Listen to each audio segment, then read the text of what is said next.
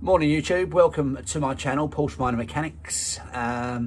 This video follows on from the last one in some respects, in that I returned from Cornwall. We gave the car a clean up, but I noticed a unusual noise coming from the rear of the car when I happened to walk behind it on my way into the workshop. This video is about addressing that issue, finding out what it is. I have ordered some parts a little bit prematurely, purely and simply because I think I've got a good idea what it is. I've ordered a replacement set of idler pulleys and a tensioner pulley, a new serpentine belt or drive belt, whichever you choose to call it, and a new water pump. The only thing that's turning on that face that I haven't replaced or ordered is the alternator, and I'm hoping and praying that's not what it is, so we shall see. All those bits I was planning to do this autumn for my winter layup, but with the Scotland trip pending on the 19th of September, I just can't go away knowing there's something not quite right there. So while I'm in there, I might as well just do the lot. If it turns out to be the alternator, then so be it, we'll replace that as well. The car's been sitting here since I cleaned it last week, so it hasn't been run. I'm going to fire it up now to see if that noise is there, and then I'm going to make a few checks and do a few bits and pieces before I start to dismantle it, just to get a better idea of what I think the problem could well be.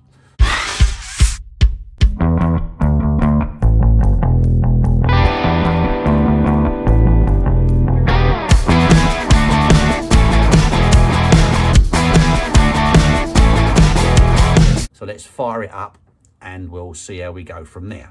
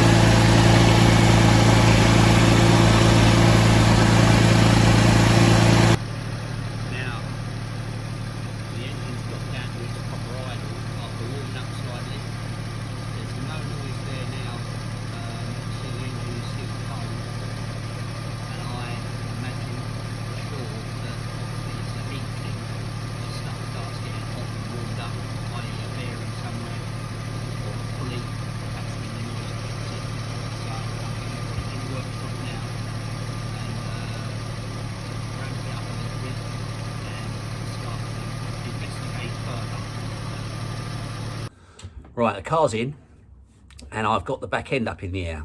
Now, I might have said to you, or I have said to you in the past, about the issues I've had on bleeding this car up.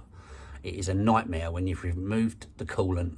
I've always struggled. This will be my third time in a year that I'm going to be draining it down and replacing it. And I've had a number of issues getting rid of airlocks and stuff like that. Anyway, so what I've decided to do is, I've been thinking about it all week while I was at work, when I should have been working. And I thought, if I can get the back end up in the air as high as I can, leaving the front wheels on the ground, that might help reduce the drain down from the front end of the car. It might work, it might not. We're going to find out. My next problem was how to get the back end up in the air. I don't have two trolley jacks. I don't have axle stands. Don't tell anyone. And then I thought about my quick jacks. Now, there are loads of things you can do with quick jacks, and I can't praise them enough. I think they're amazing. But I have never seen anyone jack a car up using just one of them. So I thought, right, I've had a bit of a play off camera because I had no idea whether it was going to work. And I will tell you now and show you what I have done and how it's gone. Okay, said car up in the air on one quick jack up to the first ratchet lock off. All right, it would go again, but I'm not so sure that I want to do that. The end result of that is it's given me plenty of room underneath to get to the thermostat housing. And let's have a quick look. That's there, right in there, that's the water pump. So plenty of room to work on. Now the jack in the middle, the quick jacks started to lift the car, and they lifted it, or the single quick jack lifted the car as high as the maximum space you get on the arch before the tyre comes off the ground, and then it gave up too much load. So then I thought, right, I'll put a trolley jack under the engine and help share that load.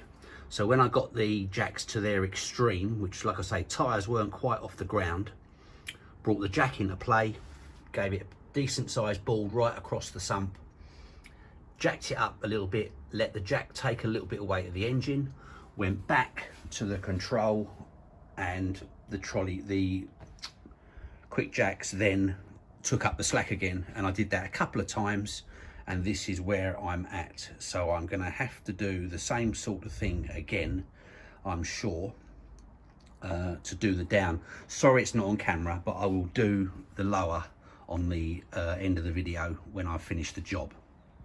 Now I'm quite sure quick jacks would not condone what I have just done.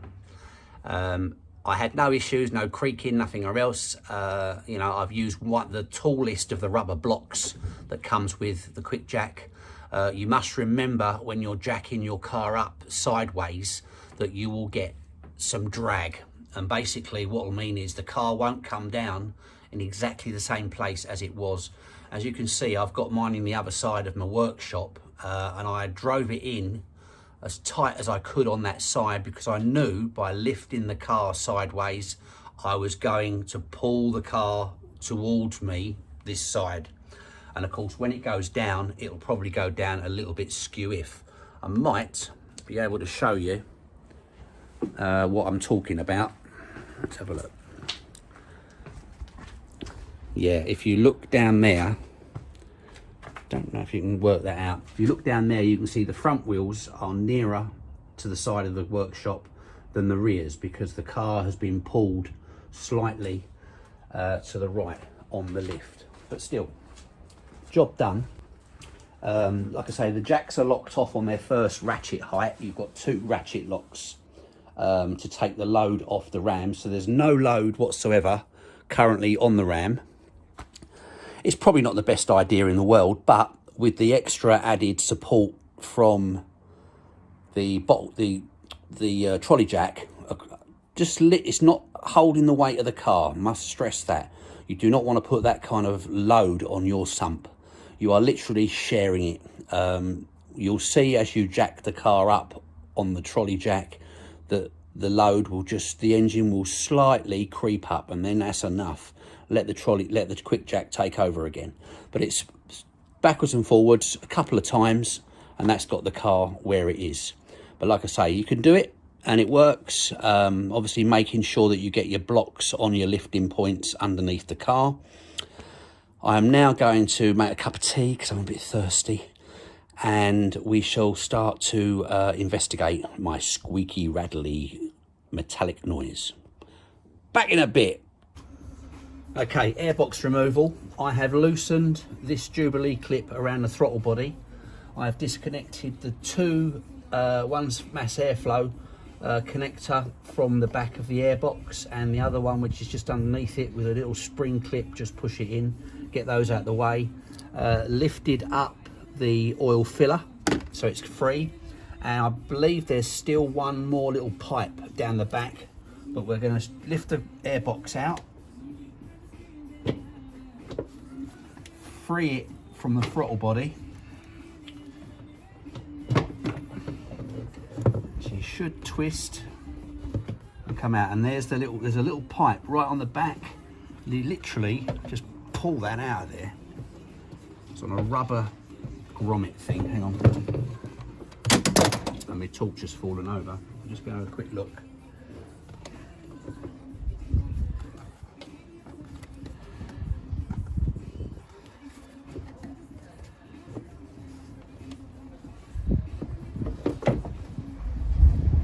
this out before, but I can't remember how I pulled it out before.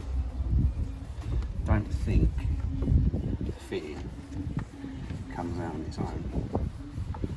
No. Wait a minute. Or did it? Ah, wait a minute. It's on the other side. The spring clip one, which goes in, there's a little rubber pipe on a little bit of flexi pipe. Take that off of there. I'm sure that's how I did it before.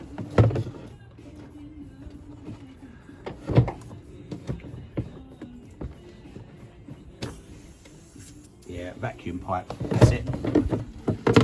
Okay, so there you go, I'll show you there on the bottom there, just slide that pipe off.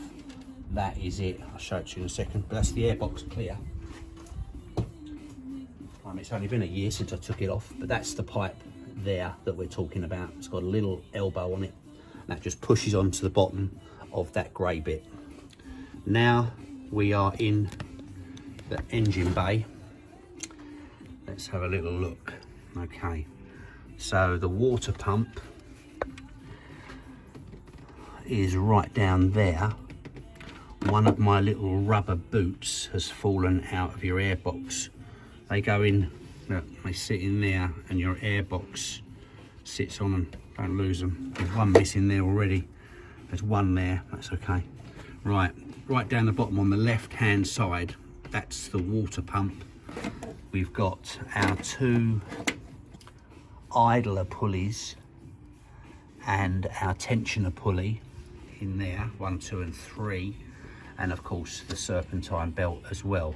This is your power steering pump, that is your air conditioning pump, and of course your alternator, the one part that I don't think it is, but it could be.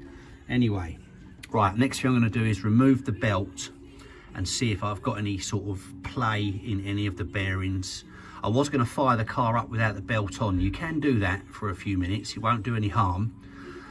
And I was going to see if the noise had gone without the belt on. Obviously nothing would be turning, but the trouble is I haven't got the noise when it's cold. The engine's not going to get hot, so there's little point in doing that. So I'm just going to remove the belt, and then we'll have a little check of each individual pulley to see if anything has got any significant play. The big fella here, of course, that's your crankcase pulley. Right, let's get some spanners out and remove that belt. Right, to remove the serpentine belt, all we need is a 24, this is an idler pulley, that's an idler pulley, and this one is your tensioner pulley. You want a 24mm socket. I'm doing this through the camera screen, so I'm trying not to knock the camera.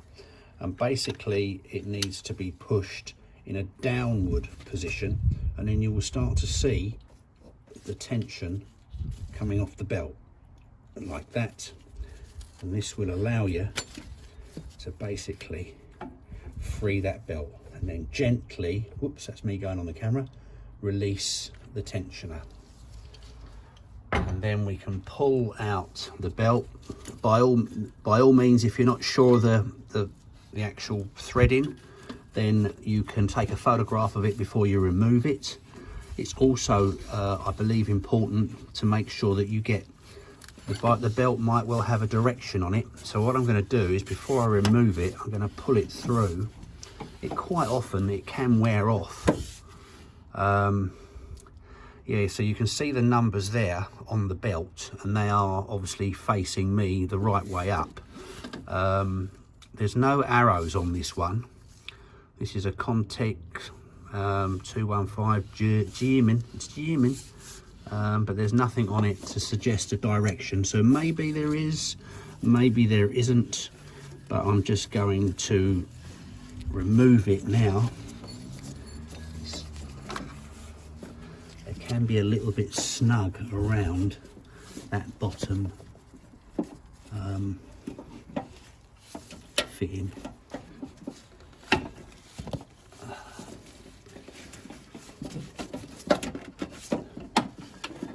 I think I'm going to have to move the camera so I can get in there a little bit better, because I can't actually see. Hang on a second. I've obviously got a video of it running in terms of direction. So all that is tight across the back of that. I'm going to have to use all the fingers to get that through there. It will go, but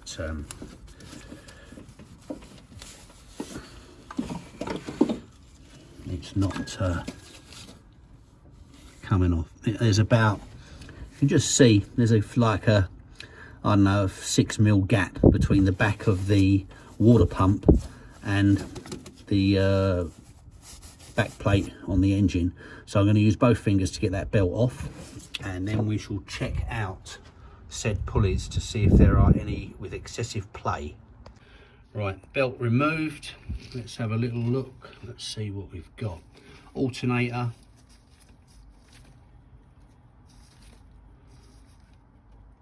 Tight as. Tensioner pulley.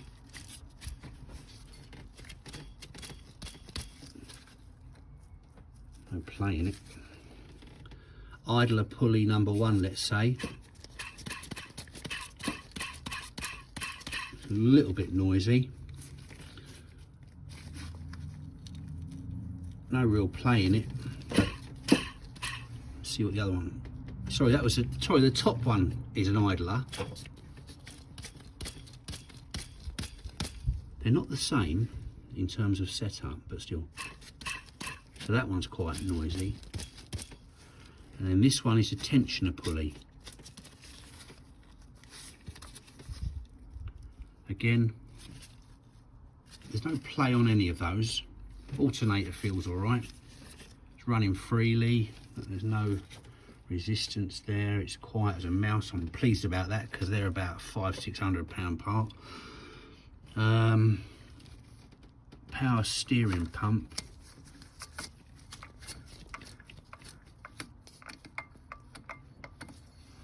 Yeah, you'll find they do make a little noise when there's kind of like a pickup inside, but again, it's running freely. Nothing problem there. Not going to worry about that. It's got a clutch on it. That's the power, the aircon, and that's the crank pulley which we can't turn. And then down the bottom is the water pump pulley, or the water pump. It feels a bit tight actually. Oh, it doesn't want to spin very freely at all.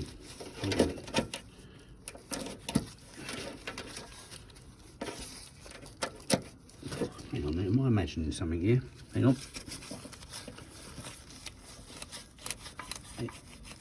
That's really tight. Very tight indeed. How tight is it? Oh, blimey, can you see that? The play on that is unbelievable. And my watch is making a noise on the side. Hang on. God, let's see. There's loads of play in there. And it's tight, look. It doesn't want to spin, look. God, blimey. These water pumps on these 997, there it's quite easy, but still a lot of resistance, and then there it locks up. So that's had its day. Fortunately, that is what I've ordered, a water pump. It looks around the outer edge of the pulley quite corroded, so I'm going to say it's probably not original, but it's quite an old part, so it needs to be done. I don't know if you can hear that. Look at the, yeah, now you can see the movement on that. Look at that. Oh, jeepers. Right, okay, so I think we found our culprit. I'm going to change the water pump, and I'm going to change all the tensioners and put a new belt on it, purely and simply because I'm here, and have a little clean up in the process. My biggest fear is draining the water down and getting it all back in again. Right, just to recap, I finally got my cup of tea. God, I do like a cup of tea. One of the tensioner pulleys, or sorry, one of the idler pulleys was a little bit noisy. Again, no play in any of the three. The tensioner was okay. The other idler pulley was okay. The aircon, fine. The alternator was nice and quiet and running freely, so I'm pleased with that, because that's a dear part and something I hadn't really bargained for. And then finally, of course, well, the power steering pump, that's fine. You will get, if you turn that power steering pump, you'll get a little bit of, feel like a bit of slack, and that's just the drive engaging inside, so don't worry about that. It's movement lateral that you want to look for on any kind of wear issue with a pulley or tensioner. The belt, it's not that old, I don't think. I think if I look at the service history that goes back, well, it's got loads of service history, but I think I recall the belt being done a couple of years ago. In relation to its mileage, etc., it's fine. But if you can literally, if you can see there's no real signs of cracking. Is that too close? I don't know. But yeah, the belt's in good condition. I will change it and keep this as a spare. You can, I imagine, I would say that if that went roadside, you could do that. It's the airbox. As long as you've got a couple of tools and a pair of gloves, once the airbox is out, it can be done. So it probably wouldn't ever hurt, particularly if you're going on a long run, to carry a spare one, or simply just change it regularly. So that's good as far as I'm concerned. I shall match that up against the new one that I've got. We'll go through the parts list a little bit later on. I need to start dismantling first, i.e. draining the water out, which is, do you know what, I think that's going to be the worst part of this entire job, because I know what's to come trying to get it back. So anyway, we've got the car tilted forward, so hopefully the drain down from the front condensers won't be as extreme. I'm going to try and bung up the pipes a little bit where I can. I'm going to also make sure that as far as the water pump is concerned, I've got everything to hand, ready to go, apart from obviously I'm going to have to clean the face up, I should imagine. But we'll see. Like I say, I know I've spent hours, and I mean it. I don't know whether it's me doing something wrong. I've done it different ways. I've lifted the bleeder valve on the filler bottle.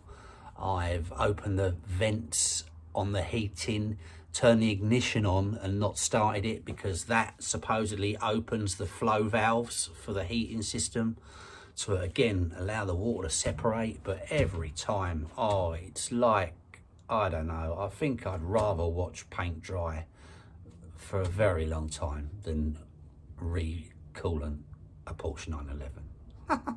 But there you go, got to do it. So let's stop whinging, and we'll crack on with the dismantle. I'm going to start obviously draining the water down.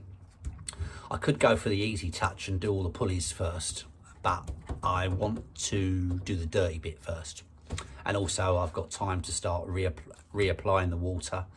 I'm going to try and collect my coolant and use it again, because I've spent a fortune on coolant in the last year. I intend to strip it down again in the winter and replace some of the front end hoses from the aluminium pipes. So that's going to be another thorough drain down, and then I'll replace the coolant then. Unless, however, I find there's a lot of play on that water pump. That's an aluminium turbine behind that. I'll show you that on the new one and the old one when we get it out. But there could be a lot of fragments of aluminium in the water system. So we'll see. And remember, this was a tiny little noise that I only happened to notice when I walked behind the car to open the gate. I couldn't hear anything like that in the car. I had no indications there was any kind of problem until I heard the noise for the first time. Didn't happen when it was cold. Obviously, I'm imagining that as the metal and stuff expands, things get tighter. And there's no real free flow play, no free flow on that pump either. It's very tight and notchy. So it's had it, and it needs to be replaced. So I'm pleased we've got the right part. We've identified the problem. Going to finish with tea, and we shall get our tools together and start to dismantle and drain the water and get the pump off. Here goes. Right, water pump replacement at the business end. Here we go. Just here is your little water drain down Allen bolt, which is a 5mm. I think so, something like that. Oh, that went quite nice and easily. I'll undo that, and I'm going to widget it out with my pinkies.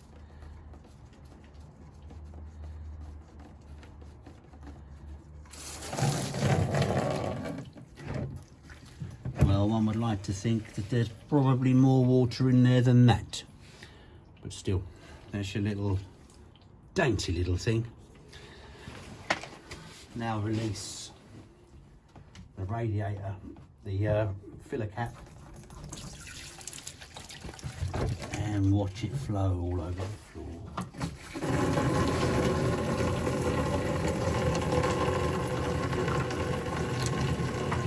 Take the filler cap off. Obviously trying to save. Right, water pump replacement at the business end, here we go. Just here is your little water drain down Allen bolt, which is a 5mm. I think so, something like that. Oh, that went quite nice and easily. I'll undo that, and I'm going to widget it out with my pinkies.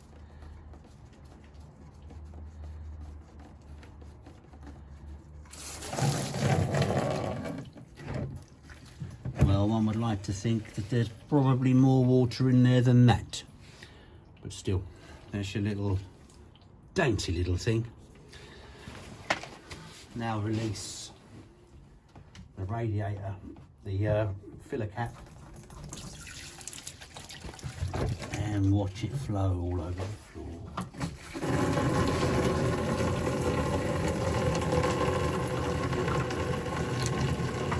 Take the filler cap off. Obviously trying to save. Right, give you an idea of where we're at. Let the water drain down. Got a good 6 litres maybe out of that. Right, I hope you can see this okay. There are the 2 plate bolts here and here. This one I've virtually undone it all the way. Then you've got, what size are they? Are they 10s? I can't remember. They're not, are they? They're 12s. They're not 12s. They're 13s, but I can't find the spanner. Undo these 2, but don't take them all the way out. And then there's a little one underneath here. You need to basically, if you put a screwdriver or a spanner in under that plate, you can lift this forward enough for you to get your spanner inside. Again, you don't need to take it right out. Mine are quite loose and finger tight. The next thing we're going to do is take off this hose, which is to the water pump. I'll do that now. Still going to keep a bucket underneath there just in case.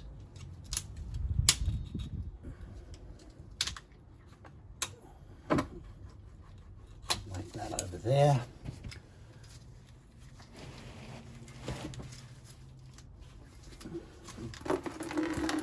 Well caught that fella. Right, so that is now, try and tuck that out of the way somewhere. I'm still trying to work out why I've heard recommendations that you loosen off the thermostat housing. Not quite sure yet whether or not I need to do that. It does look busy under there, to say the least, but let's give you a little look underneath. Right, underneath the car, this is your water pump. That's your bottom pipe outlet of the water pump. By loosening these off here, and I put a screwdriver behind there, watch the gap between the pump and that bracket. It gives you a few millimeters more, which is what you're going to actually need to slide that pump out of there. Fitting doesn't look like it's going to be too straightforward either. I don't see any point in undoing these 2 on the exhaust, because The exhausts are going to be pretty rigid anyway because they're already in place by the mufflers and the manifolds. We've removed this pipe from here. This is the thermostat housing, and then we've got to get in there somewhere. I can't really see it. Why is that?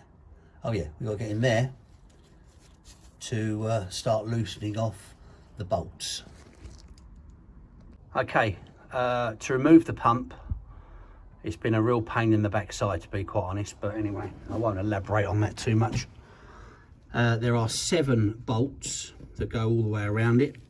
You can see 1, 2, 3, 4 right down there. I'll show you the others underneath. This one tucked right down here is a real proper pain in the butt, but persevere, take your time, don't be in a hurry to do it because you will not do it, you'll lose your rag with it. The pump's come away from the block, but that's as far as I've gone with it at the moment. And then underneath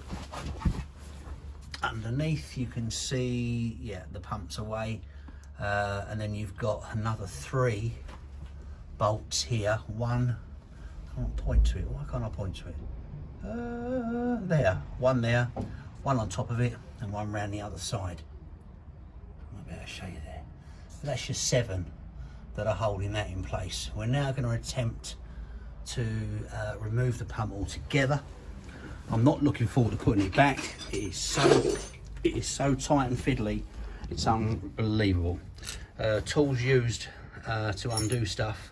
They're 10mm bolts. I've used one of these, and I've used one of these, and that was a painstaking little job as well. You really can't get in there without any difficulty.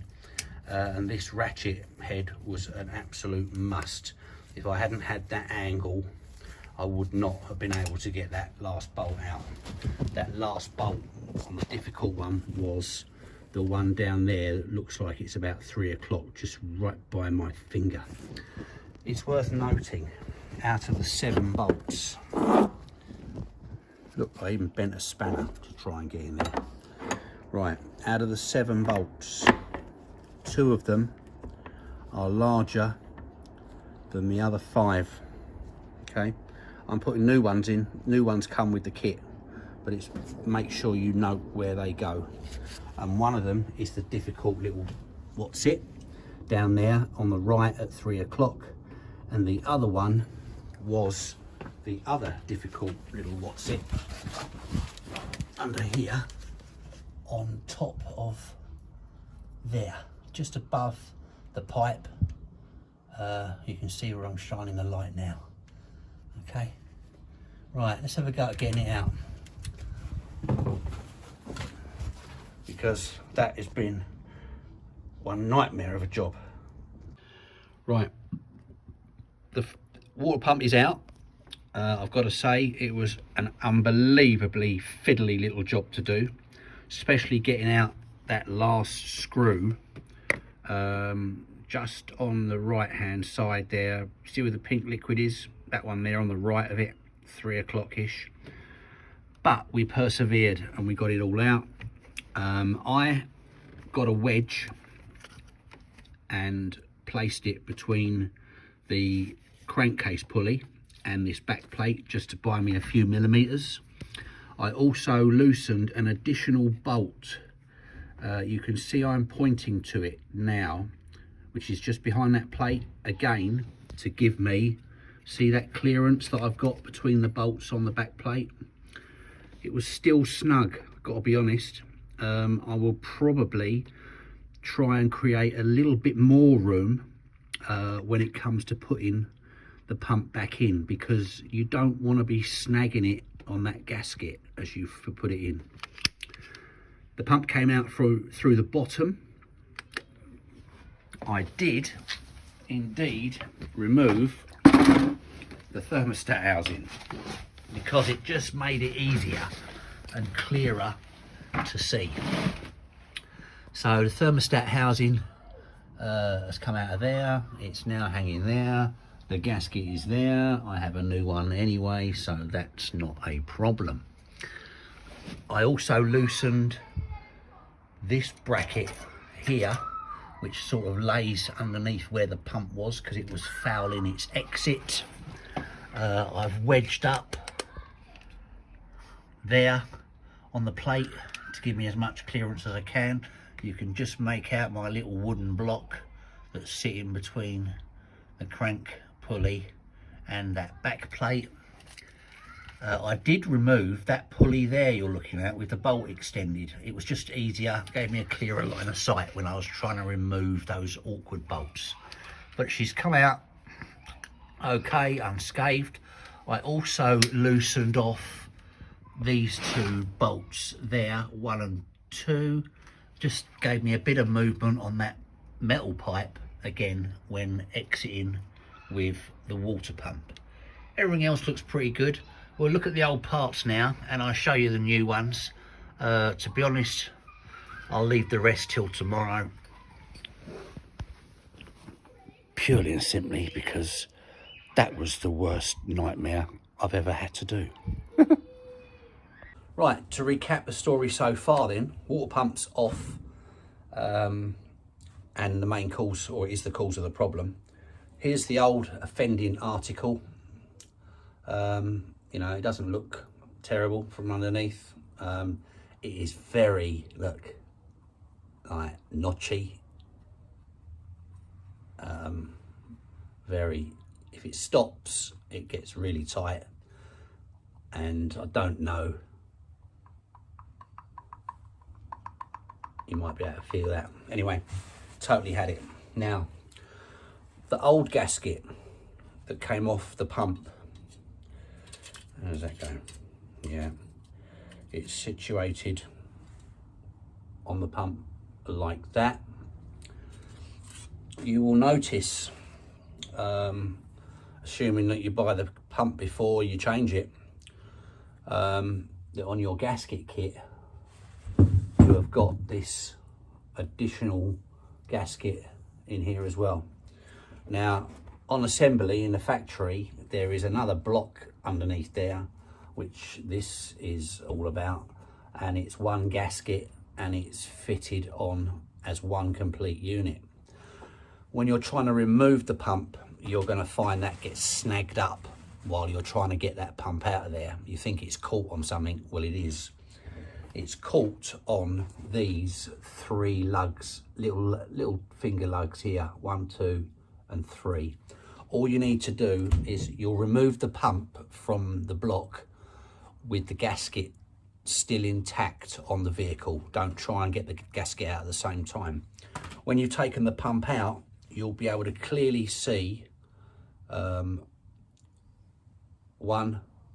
2 and 3 tags, which I basically put a very long nosed pair of thin pliers in there and broke them off. It's quite the done thing.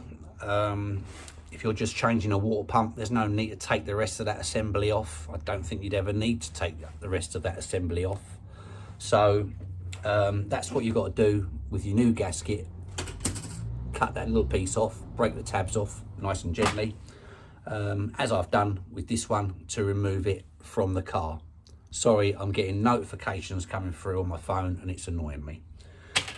So yeah, so that's the offending article. There's not a lot of cleaning up to do on the face because it's a metal gasket, fortunately, so I haven't got to get in there and do lots of scrubbing. What I probably will do though is try and create a little bit more space when it comes to putting it back. I'm going to try and get that wedge in there a little bit further, maybe give me another couple of mil, and the same on the bottom, which I've definitely got 2 or 3 mil to play with. I can make it a bit wider because I don't want to be juggling that up against everything and it all getting creased and dented, and or even worst case scenario is scuffing up the face on the block with the turbine or the propellers, if you like, on the impeller. So that's that. So let's look at the other parts. Okay, so I've purchased, if I can get you down a little bit I'll try, but you'll probably end up falling on the floor. No, not really. Yeah, I'll get a bit lower as well. Right, we have I spoke to, I think his name was Graham at Design 911. Extremely helpful. He was the one that said to me, you'll probably need a thermostat housing gasket. He wasn't wrong. I say I probably could have got away without taking that off, but it just made it, you could see what you're doing. If I'd done the job loads and loads of times, maybe if I was going to do it again in a short period of time, I'd try it without moving it. But it just made sense to open the space up as best as you can, because it's tight, it's very tight. You know, they've made, it's ironic that the back plate that you're trying to pull back to allow you to get the pump out, there's a cutout in that pump, in that plate, but it's off center. This is the problem piece here, and the cutout in the plate is like a funny shape here, serving no purpose other than if they put it right in front of the water pump, you might have been able to get it out without all that fart-arsing about. But still, no worries, it's out now, so I'm not too bothered. So we have got, I've got a tensioner roller kit. These are all German parts. I don't believe they might be made for Porsche. I honestly don't know, but they're all German bits. So I've got my roller kit, which is the tensioner. That's that one there. I shall show you the parts list properly later and the invoices. And then these are the two, they call them deflection belt drives, but these are basically the idler pulleys. Interestingly, there's no nut in that one. Okay, but anyway, that's one idler pulley. We'll see how they roll against the old ones when I get nearer to the stage. And then this one, there's no bolt in this one either, so you obviously use the same old bolts, but still, there you go, nylon mills. Apparently the turbos have metal pulleys, and the non-turbos have nylon stroke plastic pulleys. Something to do with how the engine slows down under torque, apparently. So there you go, you learn something every day. Still, right, so that's that and that. And then, this is a Meyle, M-E-Y-L-E, better, it says better than OE. Oh, there you go, straight away, so we know it's not original. It's a German water pump, and that's the article there. It's exactly the same as the old one, a bit cleaner, and it spins really nicely. Oh, do you know what? It's almost a shame to put it on the car. But yeah, that, like that, nice and easy. Or you could have one like mine, which is a little bit like, I actually can't spin it because that's how tight it is. Look at the filth that's just come off it. Look, I can't push that. There you go. See, it's notchy. Yeah, tell you what, I've heard horror stories about water pumps and 911s, especially the 997, and they give you very little warning. They just go, and if they go roadside, it's catastrophic. You know, you lose everything. If it seizes, it's probably going to take your belt out. If you lose all your water, you could overheat, and it's just not something that can be done roadside by any stretch of the imagination. And you can bet your boots, if it does happen away from home, it's going to cost you an arm and a leg to get it done. I probably spent a good hour removing that pump after I'd got the bolts out. I've not done it before, so I didn't know what I was tackling, and I did it with caution and took my time, because I didn't want to do any damage to anything, or particularly I was more concerned about the face on the block. You've got two little locating dowels here, and if you're rubbing them against that block and putting gouges in the aluminium, could cause you a water leak, so be careful with it. But still, we're done now. I'm not going to put it back today. I've had enough. But relieved. At least I'm glad I left the tensioners until last, because they're going to be so much easier. And I'll probably try and give the face of the block a clean up as well while I'm in there. So the other thing as well, like I say, Design 911, I've given them a little bit of hard time in the past, purely because, again, when I started looking for pulleys and belts, I didn't look for the water pump initially, but there are so many different variations, all for the 997, and you think, you know, why? Some of them were £30, some of them were £120 for the same belt, and I just don't know why they do that. But anyway, and it was the same with the tensioners. Some of the pulleys were like £30–40, some of them were £180, and you think, what? Why? You know, why do they have to do it? And then you find out they're the same part. But anyway, I'll get off my soapbox. Graham, I'll correct it if it's wrong in the next bit of video. 911, Design 911, absolutely amazing, really good guy. Called him up. I think I spoke to him before. I've had quite a bit of stuff from there, because I've obviously, as you're aware, I've done exhaust headers, I've done tandem pump, I've done loads of bits and pieces, which I always go to 911. He's very good, very helpful. Gave me a lovely, well, it wasn't a lovely quote, but he emailed me a quote over with a little bit of discount on it, just for being a regular customer, and absolutely super duper. So my hat's off to him.